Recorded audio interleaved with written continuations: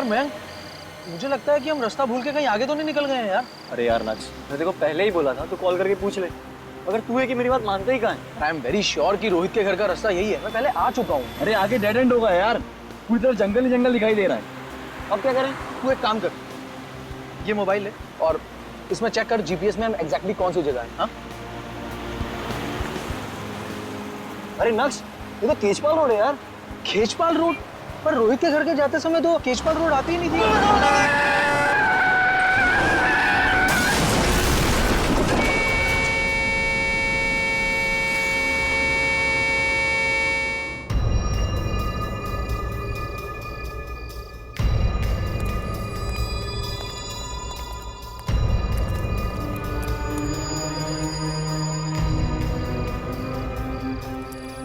XZ001278 काले रंग की गाड़ी है जो पूरी तरह से डैमेज हो चुकी है। लगता है किसी बड़ी गाड़ी ने टक्कर मारी है। दोनों लड़के काफी जख्मी हो चुके हैं, बचने की कोई उम्मीद नहीं है। हम इन्हें हॉस्पिटल ले जाने की कोशिश कर रहे हैं। गाड़ी तो करके ले जाओ।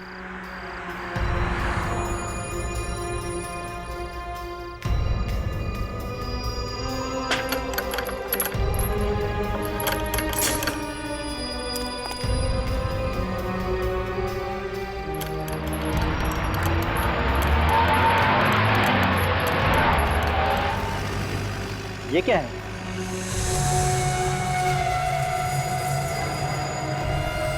नहीं, ये तो किसी का कंकाल है।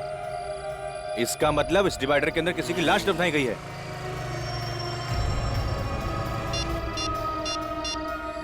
हेलो सीआईडी,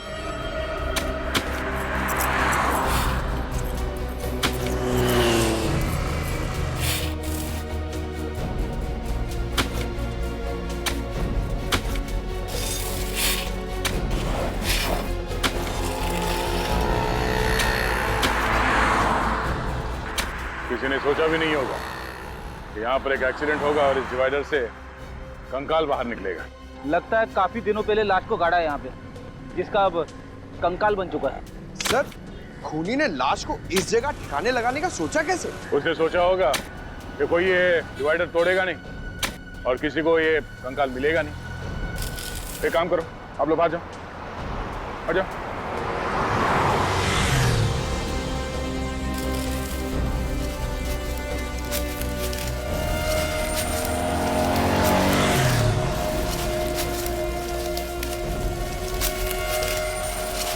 नीचे से हट जाओ, संभाल के, संभाल के।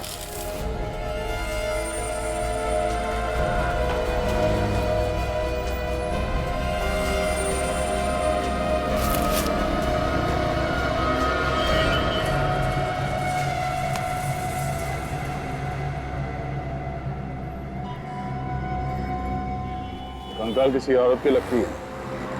और ये जो कपड़ा है ये भी किसी औरत के साड़ी या दुपट्टे का लगता है। सर, ये कंकाल किस औरत का है और इसे मारा किसने, कैसे पता चलेगा? रेडी, चेहरे की हड्डियां सही सलामत है, चेहरा फिर से बनाया जा सकता है। पता चल जाएगा कि औरत कौन थी और किसने मारा इसे। सर, खूनी ने इतने ओपन एरिया में इस लाश को मार के गाड़ दिया, तो किसी ने देखा क्यों नहीं? ये डिवाइडर जिसने बनाया है उस कॉन्ट्रैक्टर या बिल्डर के बारे में पता करते हैं। वही बताएगा कि ये लाश किसने गाड़ी है यहाँ पे। अरे जल्दी करो भाई, 2 मिनट के काम को 2 घंटा तुम लोग लगा देते हो। घर पे जाना है, इंडिया ऑस्ट्रेलिया का मैच आराम से सब लोग बैठ के देखेंगे।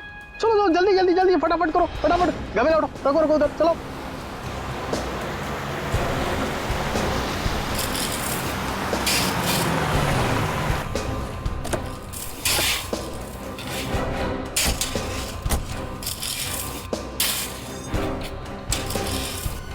सुनो, ओ भाई साहब, मालिक कौन है यहाँ पे? मालिक कौन है इस बिल्डिंग का?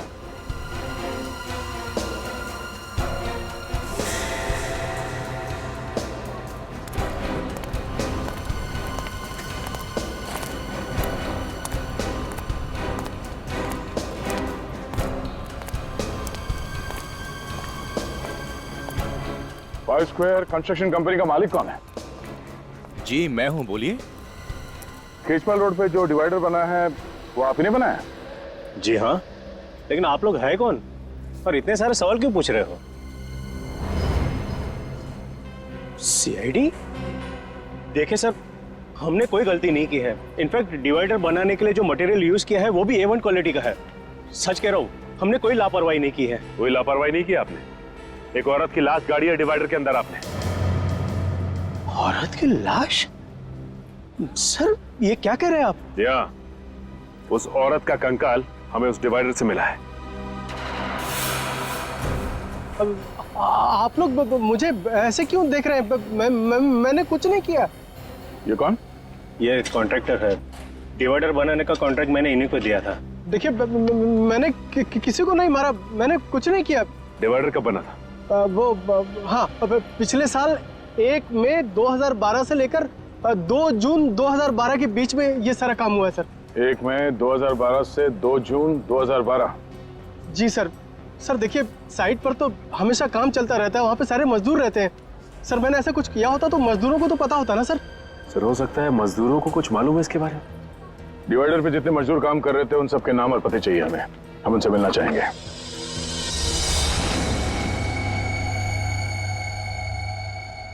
सर ये वो जगह है जहां पे हमें कंकाल मिला। ऐसा लगता है कि खूनी ने उसे मारा कहीं और है और लाश को ठिकाने लगाने के लिए वहां पे ले आया और डिवाइडर के नीचे गाड़ दिया। हाँ?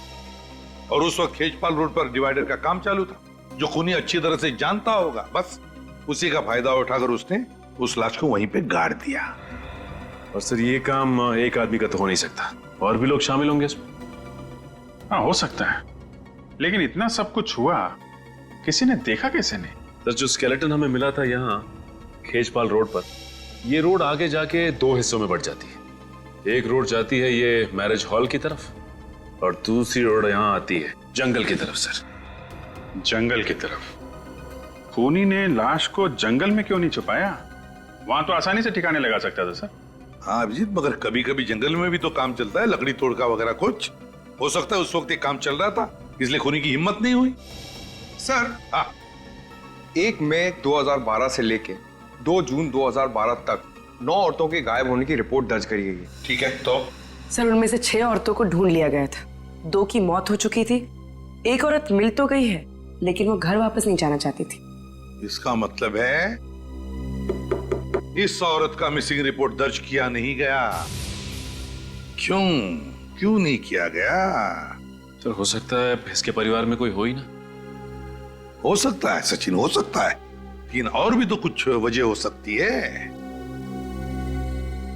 एक काम करते हैं, फॉरेस्ट डिपार्टमेंट से पता लगाओ 1 मई 2012 और 2 जून 2012 के बीच क्या जंगल में कुछ काम चल रहा था क्या? और फिर ये कॉन्ट्रैक्टर्स वसंत और भुवन, इन्होंने जो डिवाइडर पर काम करने वाले मजदूरों के नाम दिए ना, उन सभी मजदूरों को ब्यूरो में बुला लेते हैं।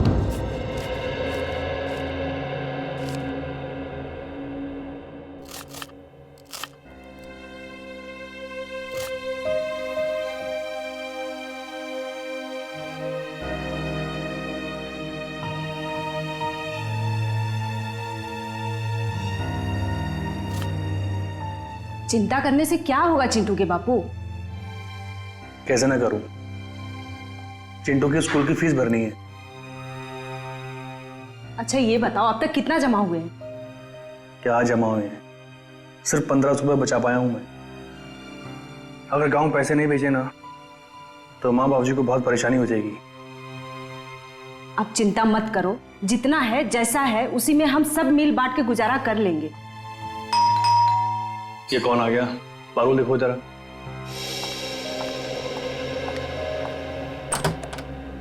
भाभी नमस्ते। नमस्ते, आइए। जी भाभी। अरे सोहन, क्या चल रहा है यार? बढ़िया भाई, दैनिक मेरा एक छोटा सा काम करेगा? देख मना मत करना यार, मैं तेरा एहसान ना जिंदगी भर नहीं भूलूंगा। अरे भाई घबराया क्यों है? क्या बात है? पारुल जरा देखो चिंटू को। बैठ पहले। देख बैठने का टाइम नहीं है, मैं ना कुछ दिनों के लिए, मतलब कुछ सप्ताह के लिए घर जा रहा हूँ। तो ये मेरा ब्रीफकेस कुछ दिनों के लिए अपने घर संभाल के रख लेगा? भाई रख लूंगा, पर इसमें है क्या? घरेलू सामान है यार। कहीं फंसवाने का सामान तो नहीं है? कैसी बात कर रहा है यार, तू मेरा दोस्त है, तुझे मुझ पे भरोसा नहीं? अरे नहीं यार, मुझे तुझ पर पूरा भरोसा है, पर तू देख किसी मुसीबत में तो नहीं तू? नहीं भाई ऐसी कोई बात नहीं है। बस तू इसे रख ले, मैं जैसे ही लौट के आऊंगा तुझे फोन करूंगा। ठीक है भाई, अब मैं चलता हूँ। ठीक है, याद आना।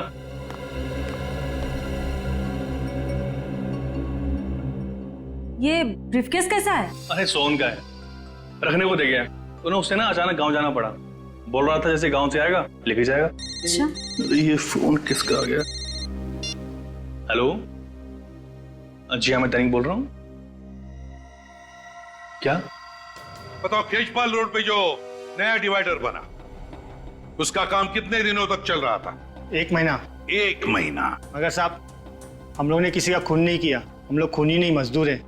वसंत सेठ, अरे आप कुछ बोलिए ना। अब इसमें मैं क्या बोलूं? डिवाइडर के नीचे लाश मिली है, तो सीआईडी तो पूछताछ करेगी। देखिए सर, हमारा 3-4 साइट पे एक साथ काम चलता रहता है। अब हमारे पीठ पीछे ये लोग क्या करते हैं हमें कैसे पता होगा? हाँ, मगर इनमें से किसी को तो पता होगा।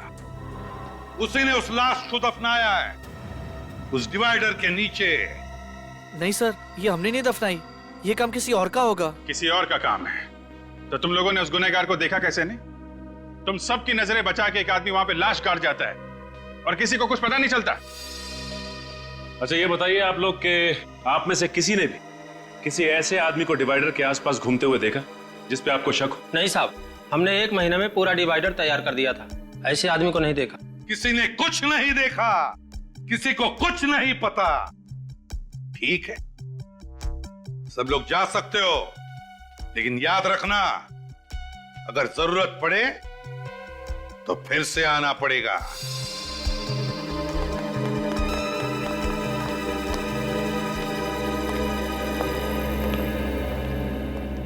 सर, आपने इन लोग को जाने क्यों दिया? मुझे मौका देते ना, 2 मिनट में इन लोग से सब मैं निकलवा लेता। पंकज जी, आपको मौका मिलेगा, शांत हो जाइए। हाँ पूर्वी? सर, वो दैनिक नाम का मजदूर कुछ ज्यादा ही परेशान लग रहा है।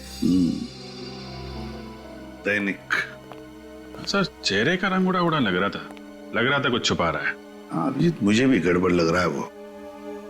इन सभी लोगों पर नजर रखो, ये कॉन्ट्रैक्टर्स भी और मजदूर भी, और खास करके वो दैनिक।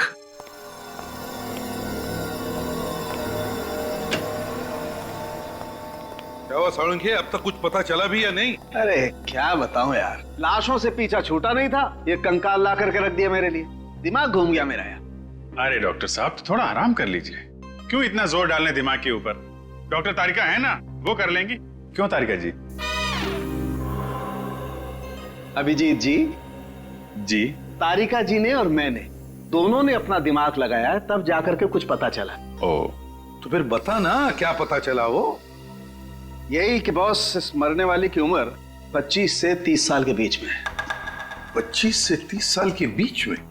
अच्छा, और मौत हुई कैसे? इसकी मौत हुई है गर्दन मरोड़ने की वजह से। गर्दन मरोड़ने की वजह से? हाँ बॉस,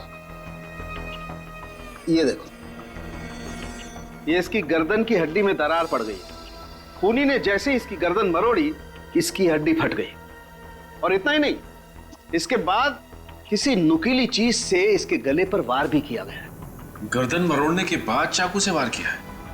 आखिर खूनी के दिमाग में ऐसा चल क्या रहा था? हो सकता है खूनी चाहता हो कि जिंदा ना बचे, इसलिए एक बार फिर से वार किया होगा। एक बार नहीं बॉस, खूनी ने बार बार इसके गले पर वार किया है और फिर इसका गला भी काटा है। इतनी हैवानियत? ये देखो, वार की वजह से इसका ये ट्रैकिया, बोलने की नली फट गई है। इसके बावजूद इस बेचारी ने अपने आप को बचाने की पूरी कोशिश की। गला कटने के बाद खूनी ने इसके गले को बुरी तरह से नोचा भी है, और उसकी वजह से इसके गले की हड्डी में मुझे खूनी के हाथ के अंगूठे का नाखून मिला है।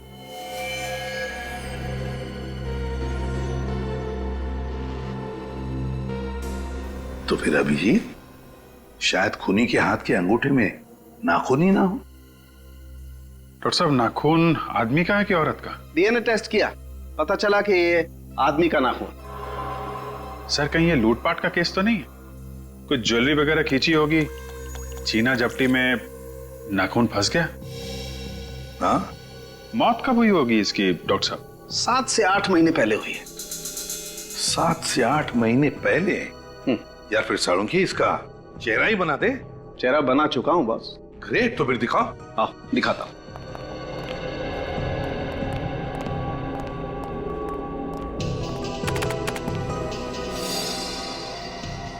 सर, सर इस कंकाल पर से ये जो कपड़ा मिला है, ये एक महंगे सिल्क का कपड़ा है। ये देखिए। महंगा सिल्क? जी सर, पटोला सिल्क। और इस पर जो कढ़ाई की गई है वो मशीन से नहीं बल्कि हाथ से की गई है। अच्छा सर, पटोला सिल्क पे हाथ से कढ़ाई का काम, ये तो ज्यादातर गुजरात के पाटन जिले में होता है। तो एक काम करो अभिजीत, गुजरात के पाटन में जा, पता लगा कि कढ़ाई का काम किस कारखाने में हुआ है, और वहीं पर इस लड़की का फोटो भी दिखाओ। शायद उस लड़की के बारे में कुछ पता चल जाए।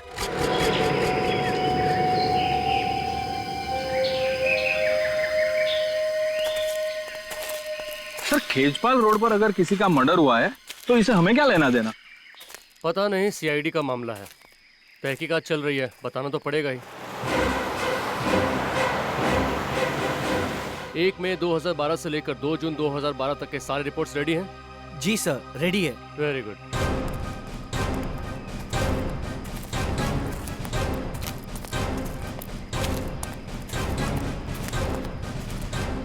नमस्कार सर, मेरा नाम अमय और ये हमारे head of the department mister Chandar.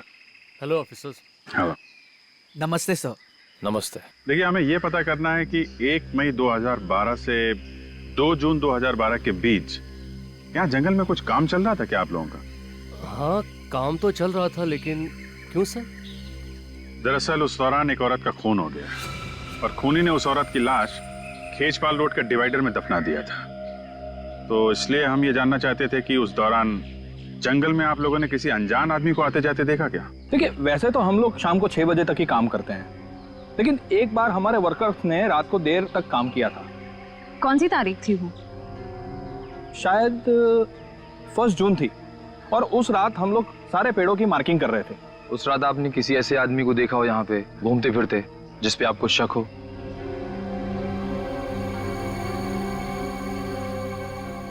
हाँ सर, याद आया, मैंने देखा था एक आदमी को। आपने देखा था? सर, उस रात तो मैं मरते मरते बचा था सर। क्यों, ऐसा क्या हुआ था? सर, उस रात मैं अपने मजदूरों के साथ जंगल में ही था। सारे पेड़ों की मार्किंग हो चुकी थी और हम वहां से निकलने की तैयारी कर रहे थे।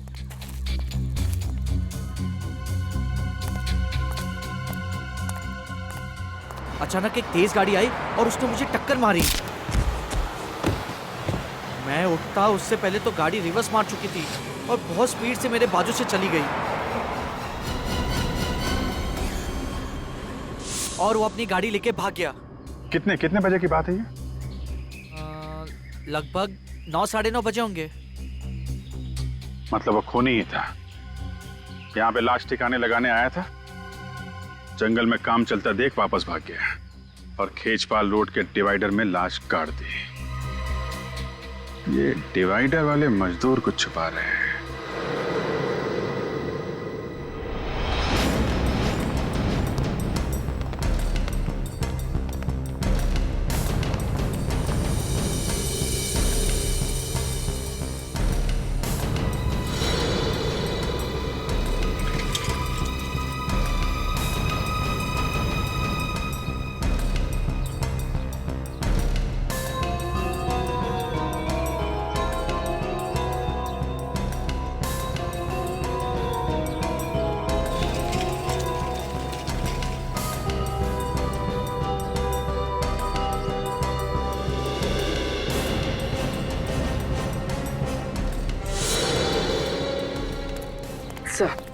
सर, चेतन का व्यवहार बिल्कुल ठीक था।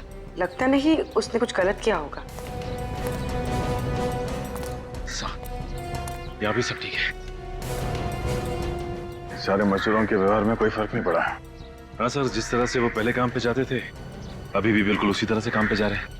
देख के नहीं लगता कि किसी बात को लेकर परेशान है। परेशान इसलिए नहीं है क्योंकि उन लोगों ने कुछ गलत नहीं किया है, मगर ये दैनिक, इसकी हरकतें कुछ गड़बड़ लग रही है। मैंने कितनी बार आपको टोका है कि सोहन अच्छा आदमी नहीं है, लेकिन आप मेरी बात मानो तो ना, डाल दिया ना उसने आपको मुसीबत में। तुम घबराओ मत, मैंने इस मुसीबत से निकलने का तरीका ढूंढ लिया है। लेकिन ये सूटकेस लेकर के कहाँ जा रहे हो आप? कहीं कहीं से आप सीआईडी वालों को देने तो नहीं जा रहे हो? देखो ऐसी गलती मत करना, क्योंकि इसमें तुम भी फंस जाओगे। तुमने मुझे पागल समझा है तो ये सूटकेस मैं सीआईडी को देने जाऊंगा? ये ब्रीफकेस हाथ में लिए हुए है, ना घबराया हुआ क्यों लग रहा है क्या इस बैग में? जब ब्यूरो में पूछताछ के लिए बुलाया गया था तब भी दैनिक सबसे ज्यादा परेशान था। अरे लेकिन कहाँ जा रहे हो? कुछ तो बता के जाओ। आके बताता हूँ। अरे ये खाना तो ले जाओ। मुझे तो लगता है कि इसे कंकाल के बारे में जरूर कुछ मालूम है। हो सकता है, चलो चल के देखते हैं कि जाता कहाँ पर है ये।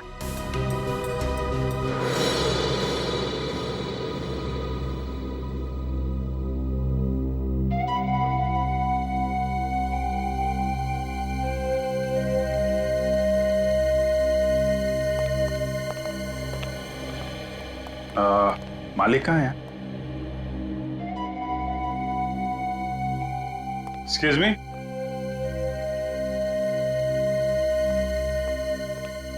आप मालिक हैं यहाँ के? जी हाँ सर। डिजाइन देके बताएंगे आपके यहाँ तैयार की गई थी? सर डिजाइन के बारे में तो नहीं बता सकते, इस तरीके का मटेरियल सिर्फ हम ही लोग यूज करते हैं सर। साला बहन जरा ये देख के बताइए। जी सर, ये हमारे यहाँ का डिजाइन है और पिछले साल इस डिजाइन की हमने 2 साड़ियाँ तैयार की थी। ये साड़ियाँ किसके लिए तैयार की थी आपने? पर आप लोग हैं कौन और ये क्यों पूछ रहे हैं सर? हम सीआईडी से। देखिए घबराइए मत, एक केस के सिलसिले में हम लोग तहकीकात कर रहे हैं। हमें एक औरत का कंकाल मिला और उस कंकाल के ऊपर ये साड़ी का टुकड़ा था। तो आप प्लीज जरा बताएंगे किसको बेची थी आपने साड़ी? Sir 2 minute.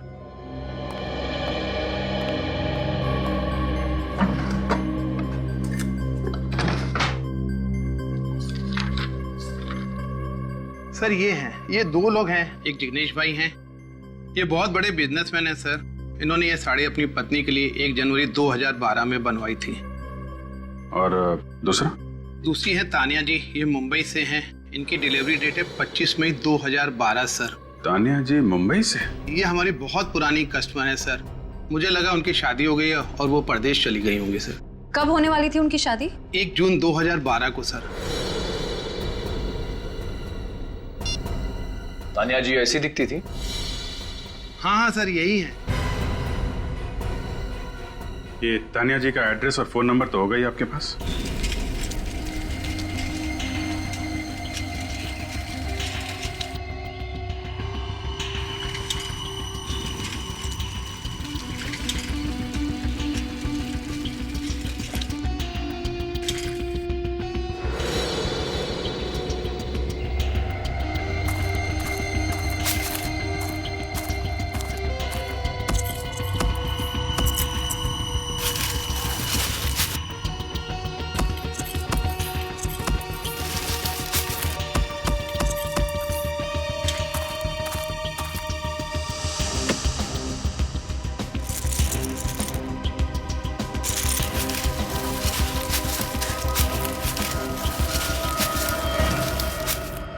दैनिक साहब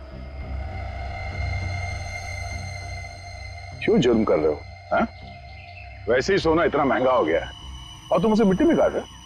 नहीं सर, मैं तो बस गाड़ने की तो इसकी पुरानी आदत है सर। पहले इसने उस औरत को मार के उस डिवाइडर में गाड़ दिया और अब यहाँ पे ये सोना गाड़ रहा है। हा? नहीं सर, मैंने किसी को नहीं गाड़ा साहब, आप मुझ पर इल्जाम लगा रहे हैं साहब। हम इल्जाम लगा रहे हैं पर हमने जो देखा वो झूठ है। हाँ? मैंने कुछ नहीं किया साहब, मैंने कुछ नहीं किया साहब, मैंने कुछ नहीं किया साहब। तानिया को जानते हो? साहब मैं नहीं जानता साहब, तानिया कौन है? सर इसमें बहुत ही महंगे रत्न जड़े हुए, किसी दुल्हन के लगते। बोल दैनिक, किसके गहने हैं ये? साहब मैं नहीं जानता साहब। तो जरूर तूने चोरी की है या फिर खून किया होगा। नहीं सर, नहीं साहब, मैंने किसी को नहीं मारा साहब, और नहीं मैंने चोरी की साहब। मैं तो सिर्फ साहब अपने आप को बचाना चाहता है साहब। बचाना चाहते थे? किससे? आप लोगों ने साहब। कहीं मैं पीले मुझे फंस ले जाऊं साहब, सब कसम से बोला साहब, ये ब्रीफकेस साहब मेरा नहीं साहब। किसका है? सोहन का साहब, उसने मुझे ब्रीफकेस संभालने को दिया था साहब, मुझे उस समय बिल्कुल पता नहीं था साहब इसमें क्या है। कौन है ये सोहन? मेरा दोस्त। 2 दिन के लिए साहब मुझे गांव जाना था, 30 मई से 1 जून। सब उन 2 दिनों में उसने मेरी जगह पर डिवाइडर कंस्ट्रक्शन साइट पे काम किया।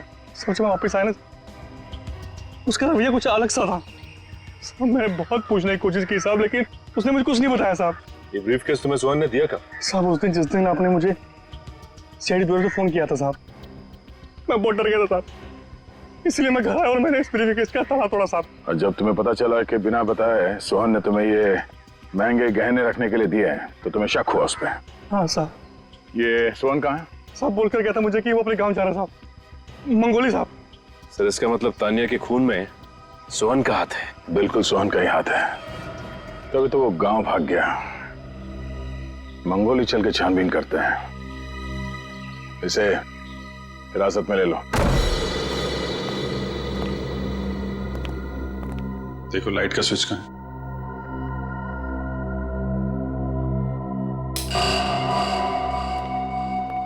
घर तो बहुत अच्छी तरीके से सजा के रखा है, जैसे शादी ब्याह में सजाते हैं, लेकिन फूल मुरझा गए। सर लगता है ये सारी सजावट तानिया की शादी के लिए की गई थी। सर 1 जून 2012 के बाद लगता नहीं है इस घर में कोई आया है। शादी के दिन ही बेचारी का खून हो गया क्या? मगर सर तानिया के गायब होने की रिपोर्ट किसी ने लिखवाई क्यों नहीं? पड़ोसी कह रहे थे कि वो यहाँ अकेली रहती थी, शायद उसकी फैमिली में भी कोई नहीं होगा सर। घर को अच्छी तरीके से चेक करो, देखो कुछ काम का मिलता है क्या? सर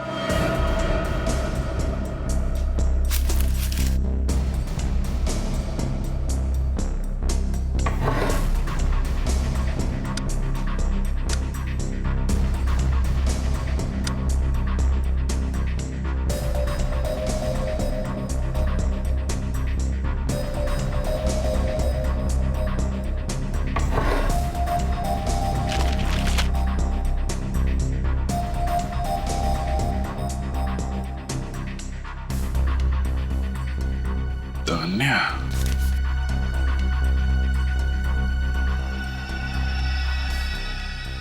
सर कुछ मिला क्या? हाँ सर, तानिया की शादी का कार्ड। हाँ, Tanya weds Manik, 1 June 2012, Shubhangi banquet hall, Khechpal road. Sir मतलब आपका शक सही निकला।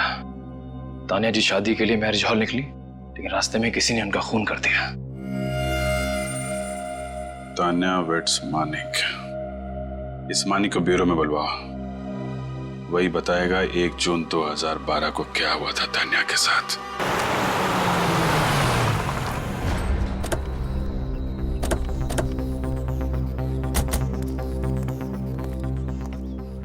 सुनो भाई साहब, ये सोहन कहाँ रहता है? कौन सोहन? अरे वही सोहन जो 2 दिन पहले ही मुंबई से यहाँ पे आया है। अच्छा वो सोहन साहब, लगता है आप लोगों को पता नहीं। क्या? वो जब से मुंबई से आया बीमार पड़ा है। कौन है उसके साथ? वो उसकी बहन कीर्ति रहती है, वही उसकी देखभाल करती है। कहाँ रहते हैं लोग? जी कहिए, किससे मिलना है आपको? आप कीर्ति हैं सोहन की बहन? जी हम लोग सीआईडी से सोहन से मिलना चाहते हैं। सीआईडी? देखिए डरने की कोई जरूरत नहीं है, हम उनसे कुछ जरूरी बात करना चाहते हैं। भैया ये सीआईडी वाले हैं, आपसे मिलने आए हैं।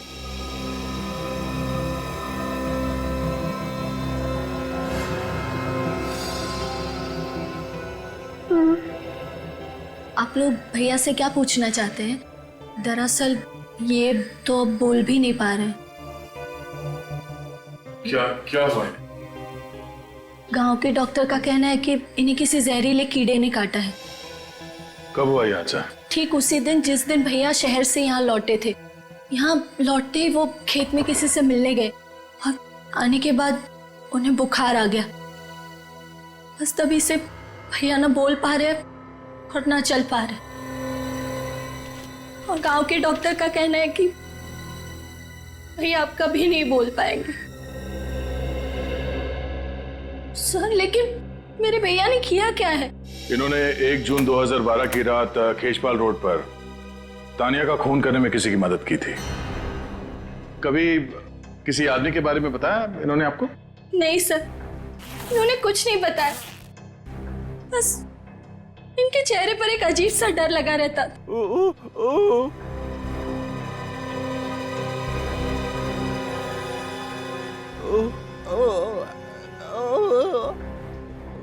क्या? सर ये अपनी अपनी बहन की तरफ इशारा कर रहा है। कीर्ति? कीर्ति ने कुछ किया है? देखो सोहन, तुम क्या कहना चाहते हो कुछ समझ में नहीं आ रहा है। क्या? हाँ?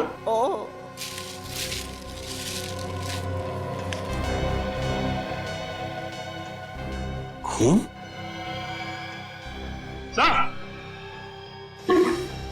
और सचिन, ये देखिए सर, सोहन के बैग में से एक कार्ड मिला है और उस पर खून लगा हुआ है। समाज सेवा समिति के कार्यक्रम का ये वीवीआईपी पास है जो 1 जून 2012 को आयोजित किया गया था। कार्यक्रम के मुख्य अतिथि का पास है ये। वैसे कहीं ये जो खून लगा है ये तानिया का तो नहीं? हो सकता है। अगर ये वीवीआईपी पास सोहन के बैग में था, इसका मतलब ये जरूर उस चीफ गेस्ट को जानता था।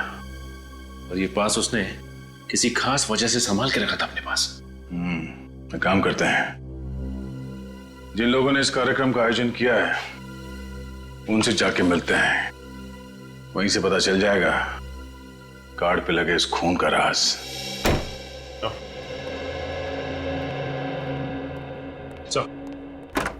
ये रहा मानिक। हाँ मानिक, मानिक ये फोटो देखो, क्या पहचानते हो इसे? ये तो तानिया सर, इससे मेरी शादी होने वाली थी सर। हाँ, तानिया ही है। मेरा मतलब है तानिया ही थी। जहां पर तुम्हारी शादी होने वाली थी बस बिल्कुल वहीं से कुछ ही दूरी पर हमें तानिया का ये कंकाल मिला। क्या? ये नहीं हो सकता सर।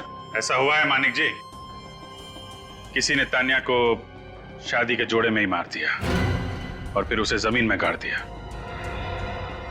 किसने मारा मेरी तानिया को? शायद आपने। मैं क्यों मारूंगा? तो फिर तानिया के गायब होने के बाद आपने एफआईआर क्यों नहीं लिखवाई? उसे ढूंढने की कोशिश क्यों नहीं की आपने? सर मैंने बहुत ढूंढने की कोशिश की थी, मगर जब वो शुभांगी हॉल नहीं आई तो मैं समझ गया कि उसने शादी का इरादा बदल दिया है सर। और मुझे बहुत दुख हुआ जब उसने उसके बाद एक बार भी मुझे फोन नहीं किया। तो तुम फोन कर लेते उसे? सर मैंने बहुत कोशिश की थी फोन करने की, मगर फोन स्विच ऑफ था। तो मुझे पता था कि उसके कुछ रिश्तेदार हमारी शादी के खिलाफ थे सर। सर तानिया बहुत डरती थी उनसे और हमेशा कहती थी कि उसके रिश्तेदार बहुत खतरनाक और बहुत पावरफुल लोग हैं। जब वो मंडप नहीं पहुंची तो मेरे परिवार वाले भी बहुत गुस्सा हो गए और मैं समझ गया सर कि उसने अपने रिश्तेदारों के डर से ही मुझे धोखा दे दिया। है कौन ये रिश्तेदार? कभी तानिया ने उनका नाम बताया तुम्हें? नहीं सर, उनसे कभी उसने मिलना ही नहीं दिया। तानिया के माता पिता से क्यों नहीं बात की तुमने? तानिया के माँ बाप नहीं है सर। तानिया से आखिरी बार कब बात हुई थी आपकी उस दिन? ये कोई 8:30 बजे सर, जब वो ब्यूटी पार्लर से मैरिज हॉल के लिए निकली थी। मतलब जो कुछ भी हुआ है ब्यूटी पार्लर और उस मैरिज हॉल के बीच में हुआ है। शुभांगी हॉल तो खेचपाल रोड पे है ना? जी सर। तो जब आप उस दिन वहां पे गए तो क्या उस रोड पे डिवाइडर का काम चल रहा था क्या? जी सर, चल रहा था। वहां पे किसी को देखा था आपने? नहीं सर, कोई भी नहीं था वहां। किसी को भी नहीं देखा। ठीक है, जा सकते हो तुम। जी सर।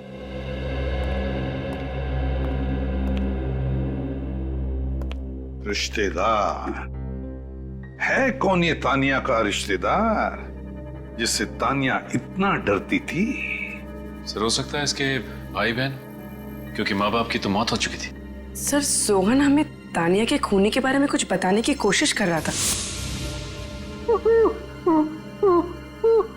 वो बार बार अपना अंगूठा दिखा रहा था और अपनी बहन कीर्ति की ओर इशारा कर रहा था। पता लगाओ इस तानिया का कोई भाई है क्या?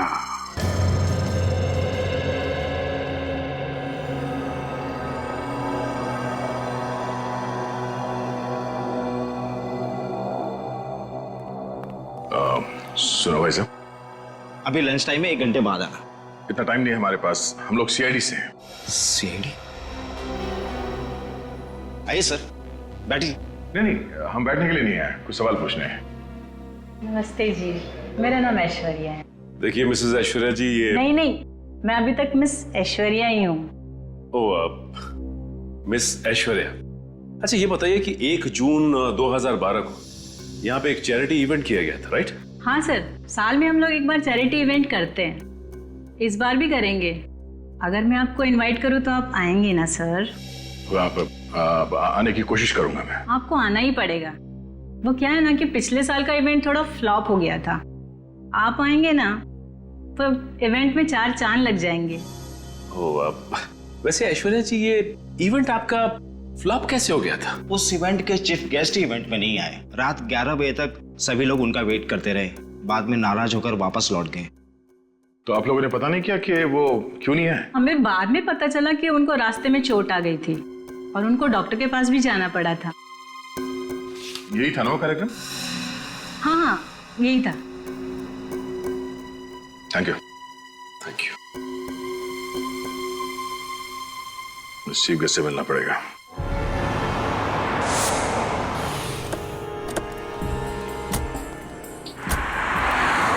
यहाँ पे मिला था तान्या का कंकाल, और यहाँ से आगे जो 2 रास्ते जा रहे हैं, इस तरफ तो मैरिज हॉल है और इस तरफ जंगल है। खूनी ने तान्या की लाश जंगल में गाड़ने की कोशिश की थी, लेकिन वहां पे काम चल रहा था, इसलिए वापस यहाँ पर आया और यहाँ डिवाइडर में उसे गाड़ दिया। हाँ सर, शादी का जोड़ा पहनकर तानिया ब्यूटी पार्लर से निकली होगी, रास्ते में उसे खूनी मिला होगा जिसे वो जानती होगी, और फिर दोनों मिलके मैरिज ब्यूरो की तरफ गए होंगे। लेकिन मैरिज हॉल तक पहुंचे नहीं फ्रेडी, उसके पहले ही खूनी ने अपना काम कर दिया और यहाँ पे तान्या को गाड़ दिया। सर मगर उसने अकेले कैसे गाड़ा होगा? जरूर उसने किसी की मदद ली होगी। हाँ सर, ये काम किसी कंस्ट्रक्शन साइट का वर्कर ही कर सकता है, कोई और करता तो इतनी फिनिशिंग नहीं हो पाती। और दूसरे दिन जब बाकी के वर्कर यहाँ पे आते तो टेढ़ा मेढ़ा काम देखकर वो वापस उसे तोड़ देते और लाश बाहर आ जाती। सर, ये काम जरूर सोहन ने किया है। उसी के पास सोने के जेवर थे जो उसने दैनिक को दिए थे, शायद तानिया के गले से निकाल लिए हो। और सोहन को यहाँ इस काम के लिए एक ही आदमी बुला सकता है। हाँ दया, बिल्कुल ठीक दया, बिल्कुल ठीक, सही सोच रहे हो। सारे सबूत उसी आदमी की तरफ इशारा कर रहे हैं।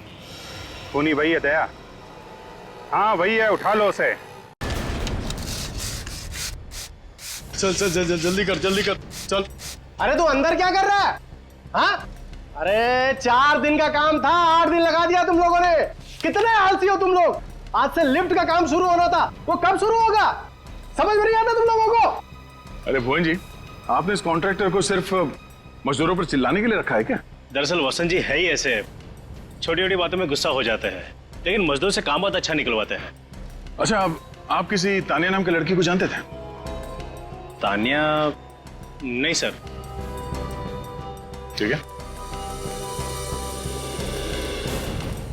चलो जल्दी करो। पता नहीं कब काम करेंगे लोग, समझ में नहीं आता है। अरे सर, आप लोग यहाँ? क्या करें, सीआईडी का काम ही कुछ ऐसा है, आना जाना लगा रहता है। जी सर। वसंत जी, आप किसी तानिया को जानते थे? तानिया? नहीं सर, ये तानिया कौन है सर? मैं किसी तानिया को नहीं जानता। इसके गले की हड्डी में मुझे खूनी के हाथ के अंगूठे का नाखून मिला है। वसंत जी, आपके हाथ का ये अंगूठा बचपन से ऐसे ही है या किसी के साथ हाथापाई करते हुए ये नाखून टूट गया? नहीं सर, ये क्या है कि हाँ, वो मेरी गाड़ी का टायर बदलते वक्त मेरा अंगूठा उसमें फंस गया था, तो मेरा ये नाखून टूट गया सर। गाड़ी का टायर बदल रहे थे या तानिया का गला दबा रहे थे? हा? सर वो सर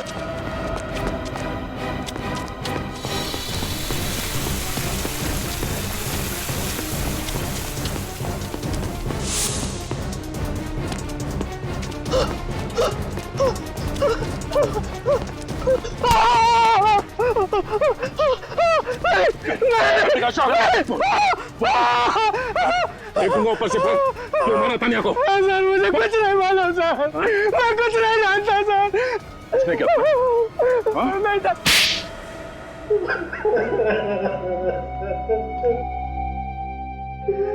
हाँ सर, मैंने तानिया को खून किया है सर। सिर्फ इतना ही नहीं, गर्दन मरोड़ी उसकी, गला काटा। शर्म नहीं आई तुम्हें? अपनी बहन का इस तरह से, इतनी बेदर्दी से खून करते हो? वो मेरी सगी बहन नहीं थी। थी तो वो बहन ही ना तुम्हारी? हाँ? क्यों खून किया उसका? क्योंकि नफरत करता था मैं उससे।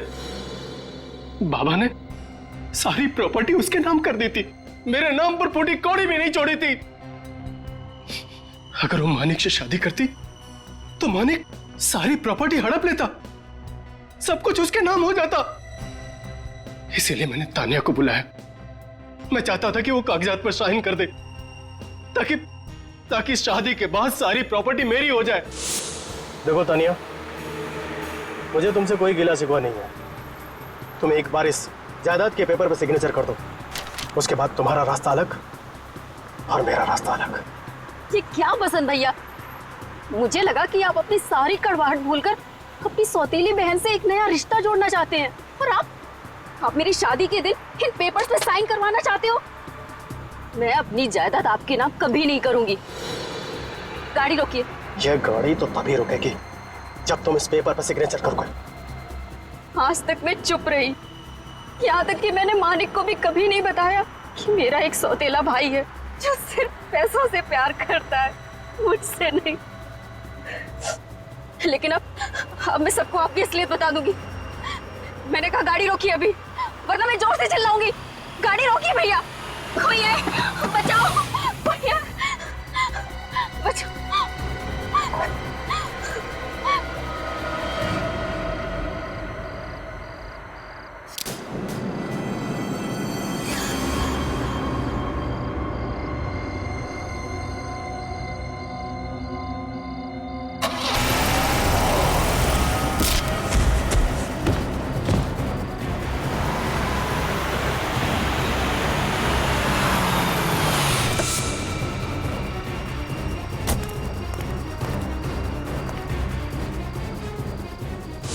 हाँ सोहन, साइड पे आ जा। जल्दी कर, जल्दी कर।